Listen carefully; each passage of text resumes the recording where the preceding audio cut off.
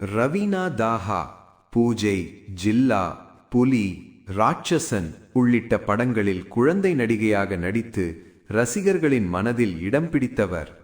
அதன் பிறகு சின்ன திரையில் தங்கம், பூவே பூச்சுடவா, மௌனராகம் 2 போன்ற தொடர்களில் நடித்து முன்னணி இளம் நடிகையாக உயர்ந்தார்.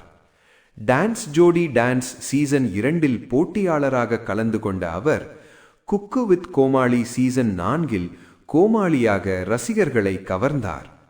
தொடர்ந்து பிக் பாஸ் தமிழ் சீசன் 7 பங்கேற்று 91 நாட்கள் வீட்டிலிருந்து கவனம் பெற்றார். தற்போது சில படங்களில் நடித்து வருவதுடன் சமூக வலைத்தளங்களில் ஆக்டிவாக இருந்து நடன ரீல்ஸ் வீடியோக்களையும் பகிர்ந்து வருகிறார்.